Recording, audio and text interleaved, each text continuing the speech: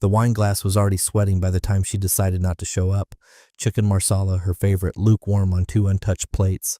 Mark sat in silence, watching the condensation on her glass trace slow, steady tears down the stem. His phone buzzed against the marble counter, lighting up with the familiar ding of a tag notification. He didn't check it right away. He just stared at the chair across from him. Neatly set, napkin folded like she preferred. For a moment, he even considered wrapping her dinner. He still did those kinds of things, still believed small acts mattered. Then he opened the post. There she was, smiling like she'd never smiled at him in the last 2 years. One arm draped casually over Tyler's shoulder, the other raised mid-toast, eyes locked on the camera, like she was proud of the headline she'd just dropped into the world. Dream husband, maybe next life. It wasn't subtle. It wasn't even clever. It was just cruel. Tyler, the man who'd stood beside him at their wedding, the guy who split beers with him on Sundays, who once cried on his couch after his own fiancée left him. That Tyler, the friend he never once doubted, until now. Mark didn't flinch, no rage, no thrown phone, just a quiet exhale, a single comment. Take him in this one. She replied fast, haha, just kidding. Then radio silence. No apology, no deletion, no shame. She didn't even bother to remove the tag. Her little inside joke had already started collecting laughing emojis and heart reactions from her brunch crowd. Mark stared at it for a long minute before setting his phone down. And he made a decision. No more benefit of the doubt. No more she doesn't mean it like that. No more quiet compromises that only made him smaller so she could feel bigger. She could joke in public, then he'd respond in private. Strategically. Precisely. Without raising his voice. The rest of that night moved with eerie stillness. He cleaned up the untouched dinner, stacked the dishes, covered her plate in foil, and left it in the fridge. Then he walked into the guest room, his room lately, and pulled the storage box from under the bed. Inside, receipts, documents, a sealed manila envelope he hadn't touched in 3 years. He'd started that file when he noticed her laughter changed tones around Tyler. It wasn't paranoia, it was preparation. By 11 p.m., her location still showed active downtown. He didn't call. He didn't text. He went to bed, not with anger, but with intent. The next morning, she messaged him at 8:32 a.m. Sorry, babe, late night, don't freak. It was just a silly pic. Tyler's like a brother to me, LOL. He didn't respond. Instead, he spent the next several hours making quiet phone calls, one to a storage facility, one to an old friend who did contract upholstery work, one to a woman he hadn't spoken to in over a decade, whose business card he'd never thrown away, not because he needed it, but because she'd once told him, if you ever need to make someone feel their choices, call me. By mid-afternoon, he'd already made arrangements. She still hadn't come home. Her story now showed her clinking glasses with 3 women from her gym. The caption, Girls Before Guilt. Mark stared at the screen, then smiled, not with bitterness, but with clarity. He knew what kind of person she'd become. He'd just never admitted it out loud. And now, the world had done it for him. It's always the small, stupid line that finally breaks the dam, not the shouting matches or the slammed doors, just a lazy caption on a Tuesday night. And before we go further, if you've been here before, if you're listening right now, and this already feels familiar, do one thing for us. Subscribe. Over 97% of you don't. But when you do, it tells the team we're telling stories that matter. Stories that hit. It keeps this going. Because this one's just starting. That night, Mark took the wedding dress from the back of the closet, the one she insisted on keeping for memories. He had it professionally cleaned the next morning, even paid extra for express service. Then he made space in the living room. Center stage, no lights, no music, no warning. She came home 2 nights later, late again, laughing into her phone as she kicked off her heels. Then she saw it, and everything, every little joke, every petty comment, every skipped dinner, slammed into her at once. The door clicked shut behind her as she laughed into her phone, her voice too loud for the hour. No, seriously, I told him it was just a joke. He's probably sulking in the basement or something. The echo of her heels bounced off the hallway walls, mingling with the clink of keys as she tossed them into the bowl by the entrance. Then came the silence. Not the usual kind. The kind with the TV murmuring in the background or the soft shuffle of Mark reading in the next room. No, this was sterile, suspended, like walking into a stage set where someone had removed all the actors and sound cues. She stepped into the living room and stopped. The phone slipped from her hand and landed on the rug with a dull thud. In the center of the room, beneath the soft pool of a single overhead light, stood the mannequin. Her wedding dress, cleaned, steamed, shaped to perfection, draped over it like it was waiting for an audience. The veil pinned delicately over the shoulders, the same way she'd worn it nearly 7 years ago, trembling as she walked down that aisle, pretending she wasn't already calculating compromises. At the base of the mannequin, an envelope, heavy cardstock. Her name written in Mark's handwriting, sharp, controlled, slanted slightly left like it always had been. She didn't move right away, just stared, as if her brain needed more time to compute the layout, like maybe this was his twisted idea of a grand gesture, or an anniversary surprise she'd forgotten. But something in the stillness around it, the precision of its placement, said no, this wasn't sentimental, this was surgical. Eventually she knelt and opened the envelope. The paper inside was crisp, too crisp, newly printed. The first sheet, a full-color printout of the post, her caption in bold. The second, the comment thread with his line highlighted, "Take him in this one." The third, a single page with 3 words centered in the middle, "Only a joke, right?" She felt her stomach drop with a sudden, nauseating lurch. In the hallway behind her, she heard the sound of a suitcase wheel drag over the tile. She turned just in time to see him walking past the kitchen, car keys in hand. No theatrics, no confrontation, just the quiet movement of someone exiting a job already resigned from. "Mark," she croaked, still holding the envelope like it might catch fire in her hands. "I was being playful. It was stupid, but it wasn't serious. I didn't mean—" He paused in the doorway, not turning. "I know," he said.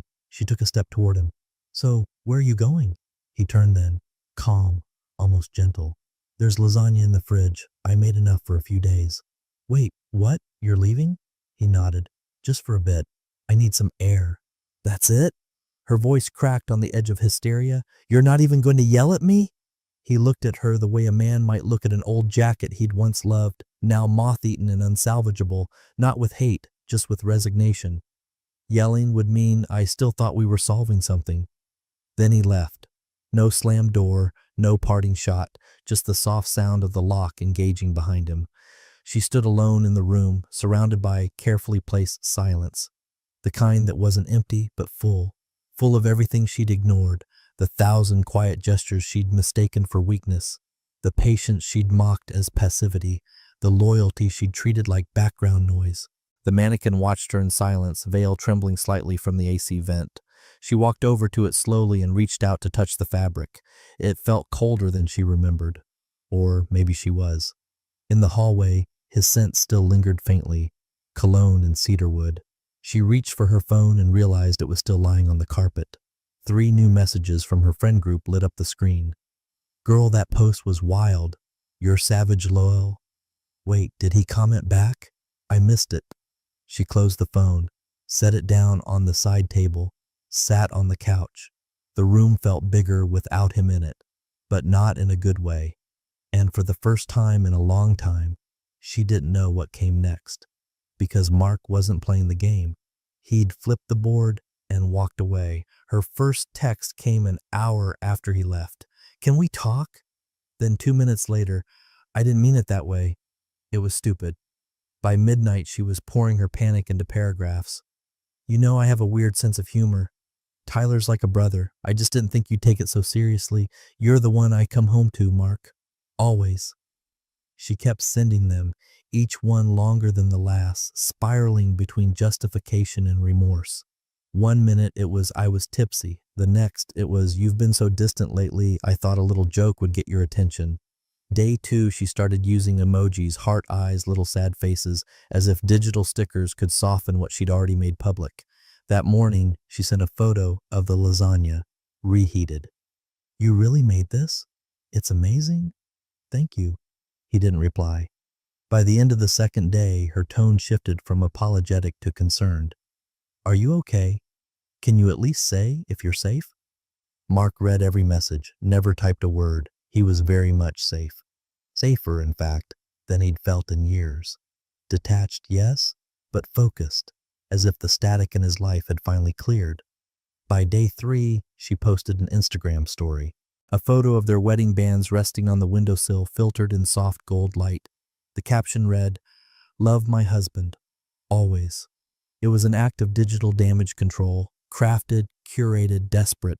He watched it from his hotel room with the kind of expressionless stillness that comes from recognizing a trick you've seen before, like a magician still doing a worn-out routine after the audience has already gone home.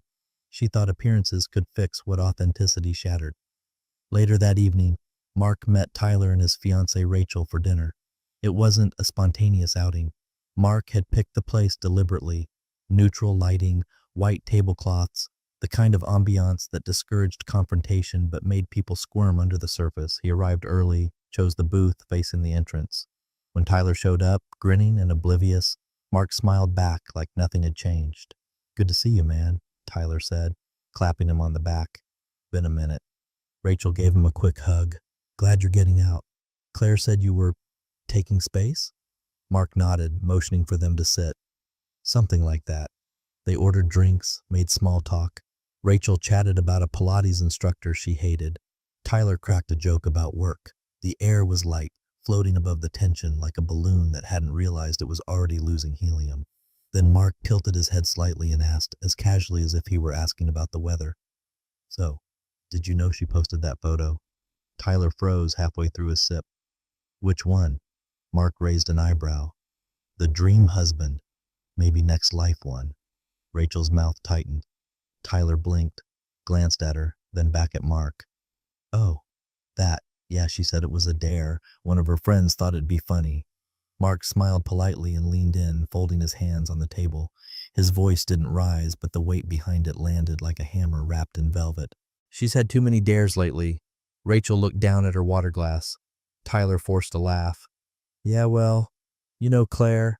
Always dramatic."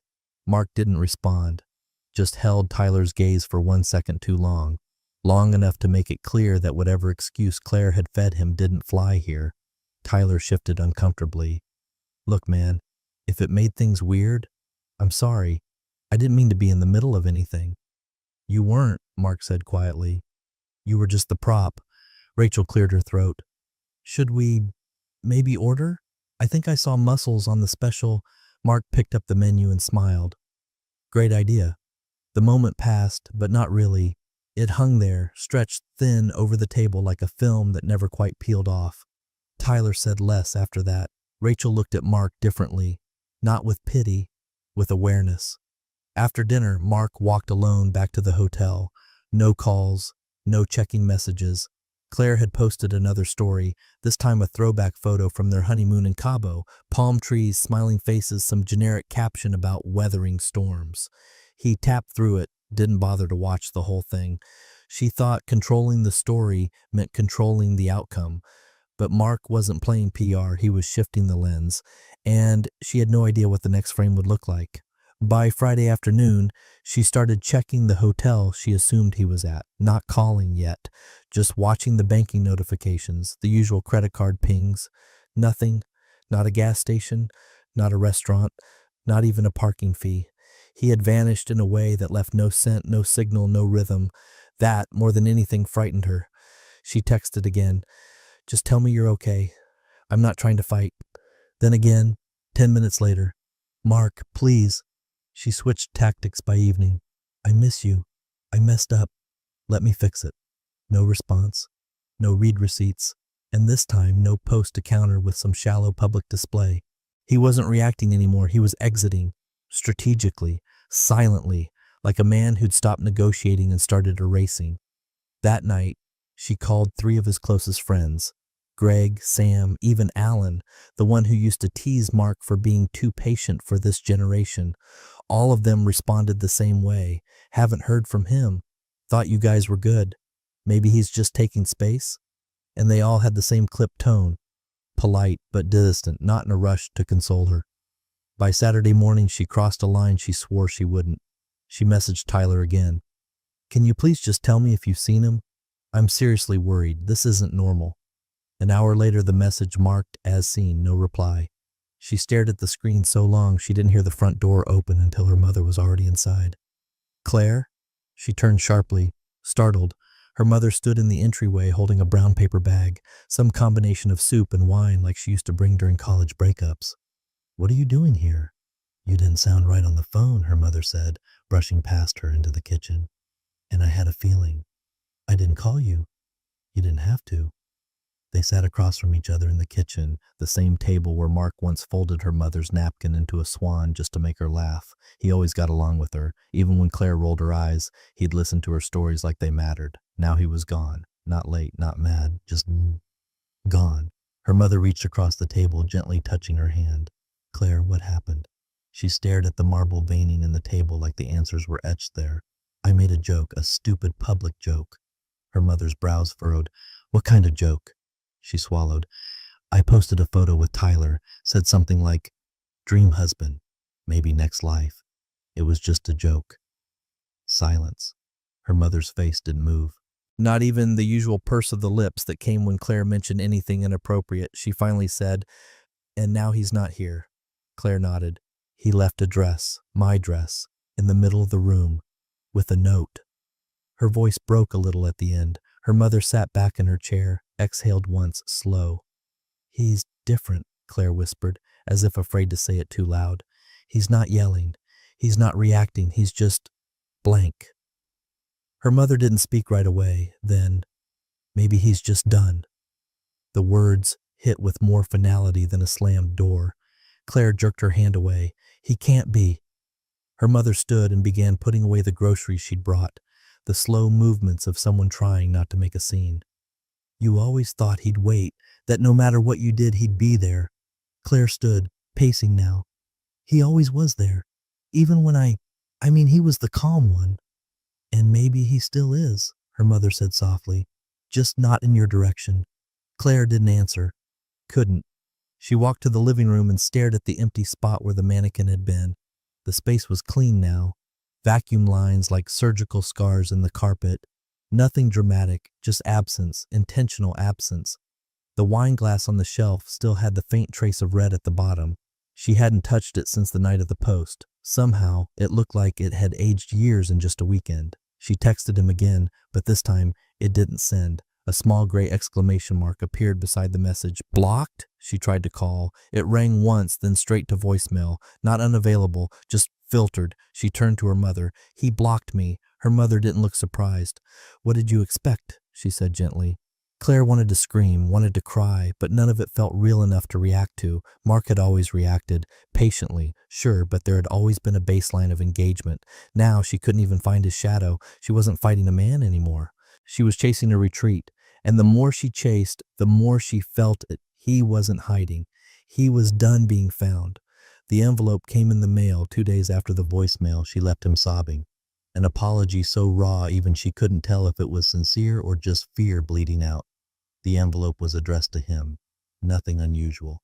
She'd been opening most of his mail since he left, hoping for something, anything, that might hint at where he was, what he was doing, whether he was angry or just gone. It was a thick packet, glossy logo in the top corner, Mid-Ridge National Trust. She frowned. They didn't bank there. At least, she thought they didn't. She slid it open and unfolded the contents with a mechanical flick of her wrist. A final statement. Clean, formal. Account holder, Mark E. Langford. Account type, private educational consolidation. Final payment posted. By 7/23, total loan amount satisfied. Status, closed. Paid in full. Claire's eyes dragged over the numbers like they weren't in English. She read them again and again. Her fingers tightened around the paper until the edges curled. She dropped into the couch like she'd been shoved. That number, it wasn't a guess. It was exact. Her student loans, the ones she'd signed for during grad school, the second attempt, the one she insisted would finally let me earn what I deserve. She used to joke about how they died together before those loans did. It had been a punchline, something to laugh about at brunch. She had never once asked Mark to help pay them. Not because she thought he wouldn't, but because she assumed he already had too much on his plate. Mortgage, insurance, the startup phase of her online boutique, which he'd fronted with his entire annual bonus 3 years ago, no questions asked. And apparently, without a word, He'd taken on this too, not in both their names, just his. Secretly, quietly, 117,000 worth of weight she didn't even know he'd been carrying for her. 2 months ago, he'd paid it off in full. 2 months before, she'd joked about trading him in for someone else in her next life. She stared at the letter, then at the couch, then at the framed photo on the side table, one from a winery trip last spring. She remembered being annoyed with him that day because he'd forgotten to take the trash out before they left. In the photo, she's smiling, leaning into him. He's holding the camera. His smile is small, soft, tired. She used to tease him for that smile, called it his HR department face, pleasant, inoffensive, always withholding the full story. God, she hadn't seen it for what it was. He hadn't just been staying, he'd been investing, silently, steadily, not just in her, but in a version of her she didn't even bother trying to become anymore.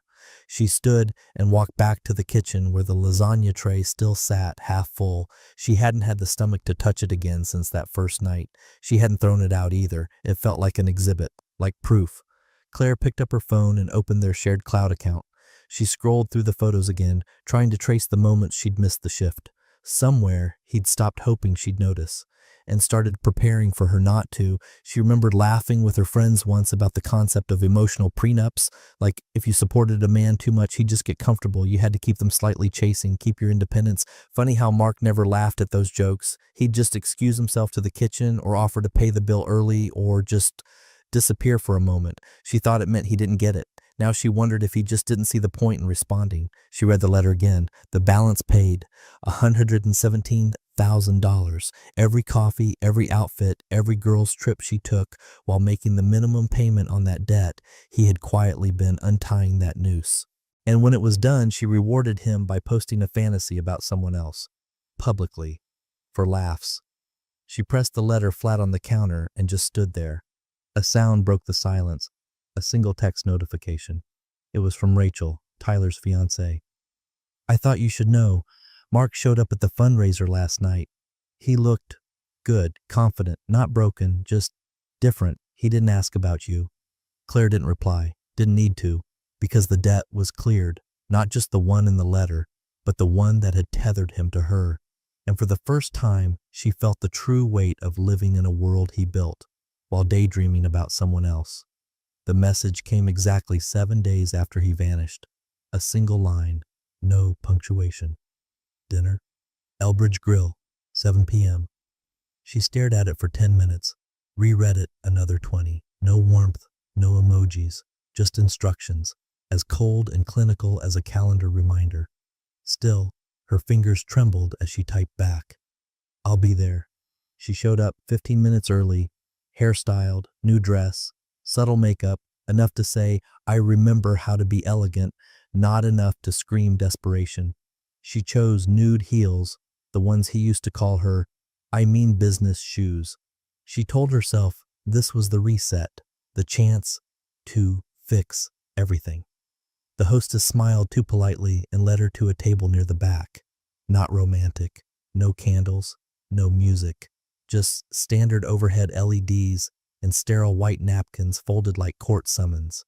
He was already seated, black shirt, no tie, still and unreadable as a statue, not angry, just complete. She approached slowly, unsure whether to hug him, sit, or collapse. Hi, she said softly. He nodded, not cold, just final. She sat across from him, crossing her legs too quickly and knocking her purse into the side of the table. He didn't flinch. So, she started, trying to breathe without sounding like she was. Thanks for coming, he said. No kiss. No, you look nice, not even eye contact after that first glance. A waitress arrived. He ordered a steak. She asked for the grilled salmon. 2 waters. No wine. She waited until the drinks were served to try again. I just want to say thank you for the space. I know this has been weird and painful, but maybe it's good that it happened. We could actually come out stronger. She smiled, rehearsed, polished, like she was selling a business pivot. He didn't nod, didn't speak, just reached into his jacket pocket and pulled out a black leather folder. He placed it on the table, aligned it with the table's edge, slid it toward her with 2 fingers. She blinked, reached slowly, opened it. Inside, legal documents, clean, professional, stapled at the corner. She read the title, Post-Nuptial Amendment Proposal. Her throat tightened. Mark, what is this? His voice was calm, detached, the way an analyst reads a quarterly report. Legal update based on current circumstances. She flipped through the pages, words blurred, some sentences stuck out. Section 4, Distribution of Joint Assets. Section 6, Privacy and Reputation Clause. And then Clause 8, Infidelity or Reputational Harm. Trigger language, automatic reallocation of all shared assets to the uninvolved party. Immediate, without contest. She flipped to the signature page. His name was already there, dated. Her fingers went cold. You want me to sign this? I want you to understand it. She sat back. Her voice cracked just slightly. Is this a punishment? No, he said. This is a boundary. But I didn't cheat, she whispered. You didn't have to, he replied. You just invited the world to imagine it. Silence. The waitress returned to refill water. Claire didn't touch her glass. I thought we were here to fix things, she said, small. He folded his hands neatly. We're here for closure. That's not the same thing. She looked at him like she didn't recognize the man sitting across from her. And maybe she didn't. Because this wasn't the man who used to apologize first, the man who'd say it's not worth the fight just to keep peace. This was a version she didn't know, one who no longer cared whether she understood, one who'd watched the cost of love compound until it became debt and now had the receipts. Why a post-nup? She asked, desperate for some kind of lever. So you're protected, he said evenly. So am I. She shook her head. I would never go after your money. Noted, he said, and now documented. The food arrived, his steak, her salmon. She didn't touch it. He cut his meal into neat, slow bites, ate like he wasn't in a meeting that would decide the rest of their lives, like he was just hungry. She stared down at the document again. The clause swam in front of her eyes. Legally enforceable, already pre-notarized, just needed her name. This doesn't feel like love, she muttered. He paused mid-chew. No, this feels like aftermath. She wanted to scream, to reach across the table and shake the man back into him, the one who made playlists for road trips, who brought her coffee in bed, who sat through the same rom-coms every Thanksgiving because her family insisted. Instead, she stared at the signature line. He pulled out a pen, set it beside the folder, then leaned back and said nothing. It was not a question. It was a transition. And she, who once joked about next life, now sat on the edge of losing this one. The street outside her condo was quiet, but her mind wasn't. The folder was still on the kitchen table, untouched since she got home from the restaurant. She hadn't eaten. Couldn't. The salmon had sat like a prop between them while he offered her the legal version of emotional euthanasia. A post-nup. Cold, precise, not a threat, but an ultimatum. And the worst part wasn't that he'd handed it to her. It was that he meant it. Claire paced barefoot, her phone in hand, scrolling back through old texts, trying to find a thread, any thread that might explain how this all spun out so fast, how a caption turned into a slow-motion collapse, how Mark had gone from gentle to surgical. She stopped pacing and hovered over Tyler's name. She hadn't talked to him since that message went ignored days ago. But he was part of this, whether he wanted to be or not. The stupid photo, the joke, the silent sense. She hit call. It rang 4 times before he picked up, voice groggy. Claire? It's me, she said quickly, walking into the living room like movement would help. Listen, I know it's late, but this thing with Mark, it's gone too far. Silence. I need you to talk to him. She pushed. Tell him there was nothing between us. It was just a dumb moment, a joke, that's all. She waited. Then Tyler exhaled. You messaged me at 2 a.m. last month. Claire blinked. What? Last month. You sent me a message, then deleted it. What? I don't remember that. You don't remember sending, if we'd met first, everything would be different? Followed by a wink? Her stomach dropped, cold, nauseating. I was drunk. I didn't mean it. He didn't respond. I thought it was a joke, she whispered. Tyler sighed, not angry, just tired. Maybe you did, but Mark doesn't play games.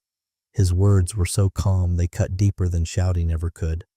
Claire sat down on the edge of the couch, Same spot Mark used to sit every morning with his coffee. She stared at her reflection in the dark TV screen. Her voice cracked. I didn't do anything with you. I know, Tyler said, but you wanted to, and Mark knows that too. No, he doesn't, she said quickly. He can't. That message is gone. A pause. You think he doesn't have backups? Screenshots? Timestamps? You think he didn't feel it when things changed? She gripped the phone tighter. Why are you talking like this? Because I saw his face at the fundraiser. He didn't look lost, he looked done. She tried to push back. But if you tell him, I'm not getting in the middle of this, Tyler said sharply. I'm engaged. I've moved on. And whatever this was to you, it wasn't a joke. Not to him, and not to me. He hung up. The silence afterward wasn't quiet. It was roaring, thick with things she couldn't deny anymore. She tossed her phone onto the coffee table and covered her face with her hands. The 2 a.m. message, she had forgotten. One of those late-night moments where she needed attention, needed validation, needed something not Mark. She remembered typing it, hovering over the send button, laughing to herself like it was harmless. Just a little ego boost, she'd told herself the next day she deleted it. But it hadn't gone away. It had stained, lingered, grown roots in places she hadn't seen. She looked at the post-nup again. Clause 8, infidelity or reputational damage triggers full asset reallocation. She never touched Tyler, but now she understood. It didn't matter. Mark didn't need physical betrayal. He had evidence of everything else. The public flirtation, the DM, the deleted message, the joke that wasn't. He didn't need her to fall into bed with someone. He just needed proof she'd thought about it. And she'd handed him that willingly, smiling, joking. Now, the net she spun so carelessly was cinching tight, and the man she thought would chase, he was already gone, just waiting for the paperwork to catch up.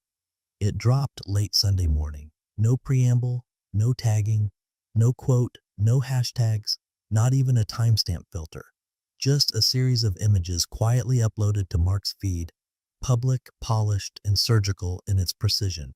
The kind of post you scroll past at first without noticing, until you realize what's been curated. The first photo, the two of them sitting at the vineyard last fall, wine in hand. Her laughing, him mid-smile. The second, the rooftop dinner from their anniversary, the table set for two, her reflection barely visible in the window behind him. The third, a blurry snapshot of their matching hiking boots at a trail summit, captionless. The fourth, a photo of her holding a wine glass up toward the camera, ring hand in clear view, taken at the end of a long weekend in Asheville. She'd commented that she looked too tired in that one. He'd kept it anyway. And then came the fifth, a cropped screenshot, subtle, zoomed just enough to highlight the contact, her hand resting on Tyler's. The original photo, the one she posted, the one with the caption that started all of this. He'd removed the faces, no eyes, no smiles, just skin, contact, framed like evidence, no context, no confrontation, just a quiet gallery, a timeline. Within minutes, it began to spread, messages from old friends she hadn't heard from in months. Hey, is everything okay with you two? Did you see Mark's post? It's kinda heavy. Her phone blew up, notifications stacked. Her mother texted twice with nothing but question marks. Her cousin called and left a voicemail asking if there was something she needed to talk through. She clicked into the post. Over 100 comments already, mostly emojis, confused faces, a few awkward hearts. Then the questions began. Wait, wasn't that Tyler's hand? Why is this giving soft breakup energy? No caption, damn. She texted him instantly. Claire, why would you do this? No reply. She waited 10 minutes. Claire, are you trying to humiliate me? That post looks like a breakup announcement. 5 minutes later, his response landed. Mark, only a joke, right? Her breath caught. She read the line 5 times, each one sharper than the last. He didn't call, didn't rant, didn't even tag her. He just held up a mirror, one she couldn't tilt or fog or frame with some nostalgic caption. She sat on the edge of the bed, legs shaking, heart pounding, hands scrolling through the comments with a kind of grim nausea. Tyler hadn't commented, neither had Rachel. But someone else had, a mutual acquaintance from work. Always thought you two were solid. This one hurts. She flung the phone onto the comforter like it burned. Her first instinct was damage control. Maybe she could post a reply, something vague. Relationships are private. Please respect our space. But even she knew how that would sound, like a soft admission, a slow leak after the rupture. She opened her camera roll, hunted for a picture of them smiling, something she could post to pivot the narrative. She even considered writing a long caption about the complexity of love, and every couple goes through seasons. But what season included joking about replacing your husband and then lying about messages to his best friend? She tried to find a version of events where she wasn't the villain. She couldn't. That one image, the cropped hand, did more damage than any accusation could, because it left space, just enough silence for everyone to fill with their own theories. And the worst part? Most of those theories would be correct. She looked back at the legal folder still on the table. Clause 8, reputational harm. This post alone would qualify. She hadn't realized until now what that meant. He wasn't fighting her. He was filing her under no longer my responsibility. Publicly, elegantly, irrevocably, and all without raising his voice. The law office sat on the 10th floor of a glass-paneled building overlooking a business park she barely remembered driving through. The elevator ride up was too quiet, just the hum of mechanical disinterest and the pounding in her chest. She clutched her purse like it contained answers instead of receipts, her heels clicking too confidently for the anxiety knotting in her gut. The receptionist smiled neutrally and gestured toward a glass door already cracked open. "Mr. Rollins is ready for you." She stepped in. The room was all beige and brushed steel, framed certificates, and those minimalist succulents lawyers think make them look warm. Across the table sat a man in his 50s, no-nonsense haircut, navy suit, a pair of glasses that made him look more like a surgeon than a family lawyer. He stood, offered a handshake. "Claire, thank you for coming in." She forced a smile, sat. "So, are we doing this now? The post-nut pressure campaign?" He didn't react to the sarcasm. Instead, he reached into a leather folio and pulled out a crisp stack of documents. A cover page read, "Petition for Strategic Exit. Irreconcilable reputation harm." Her eyes narrowed. "This isn't the same document." "No," he said, calm. "It's the next one." She opened it. The contents hit like cold water. Cited line by line, the social media post, the public reaction, screenshots of text messages, not just the 2 a.m. message to Tyler, but several other ones she didn't even remember sending.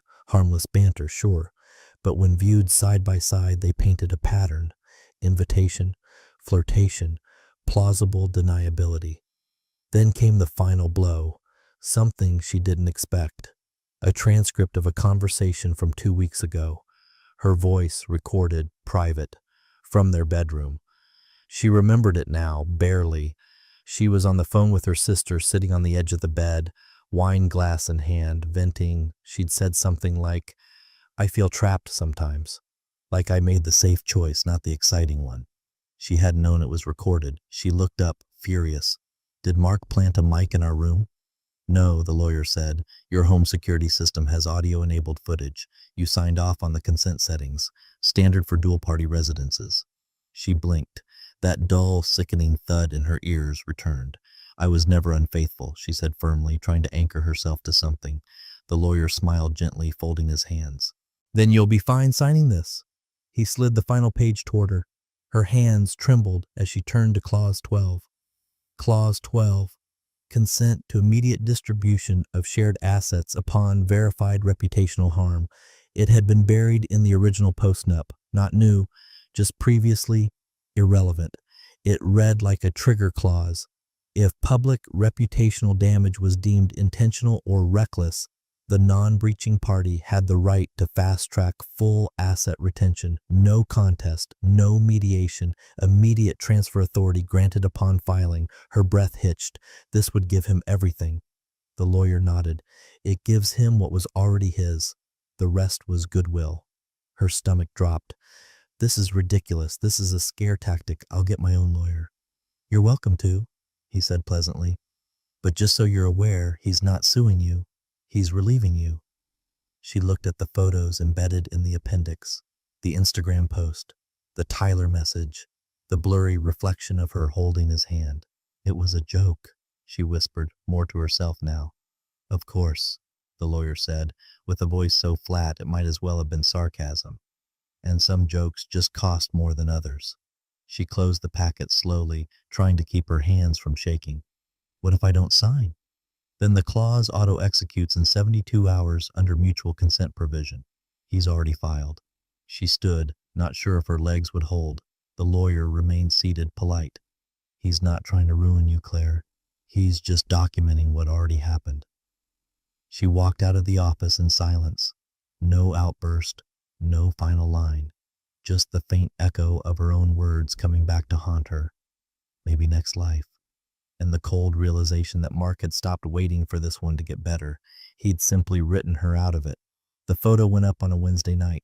Claire saw it by accident, just scrolling, trying to distract herself from the suffocating quiet of a house that had once thrummed with Mark's patterns, the sound of his keys hitting the side table, the soft thump of his shoes against the entry mat, the creak in the floorboard just outside their bathroom door.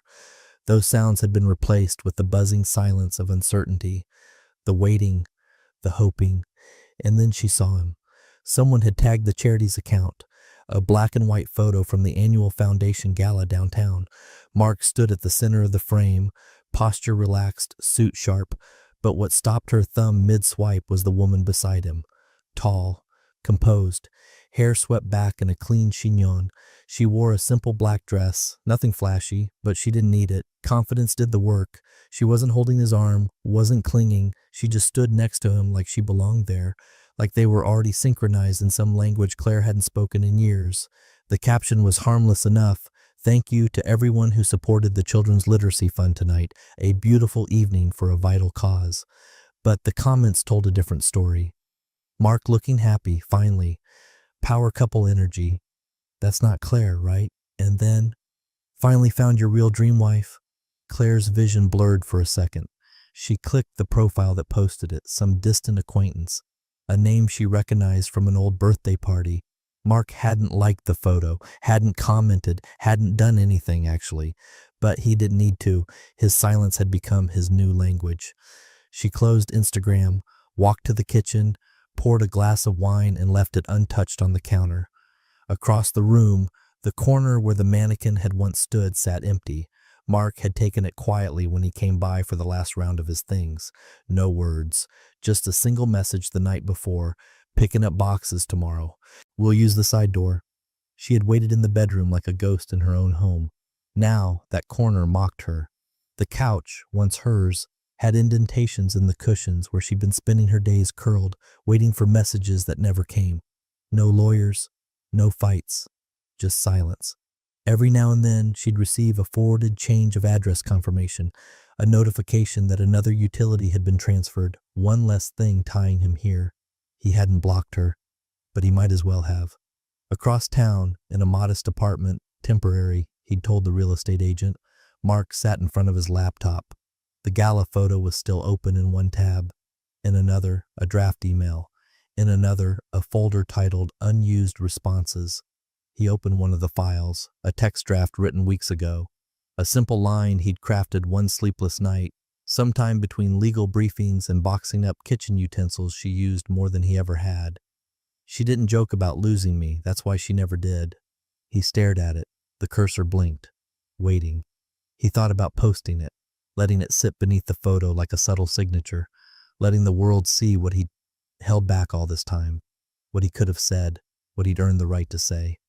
Then he closed the tab, deleted the draft, not because he forgave her, not because he wanted peace, but because silence, real silence, not absence but dismissal, was more powerful than anything he could have typed.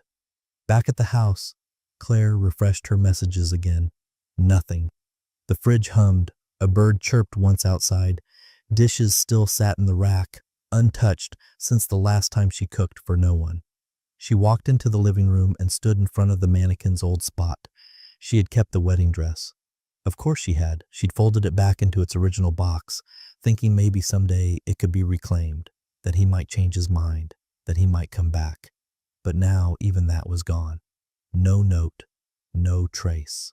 Just the indentation in the carpet where it once stood, and the rest of the room still full of her, and still completely empty. Mark didn't deliver revenge. He didn't need to. He delivered erasure. And for the first time in her life, Claire understood the difference.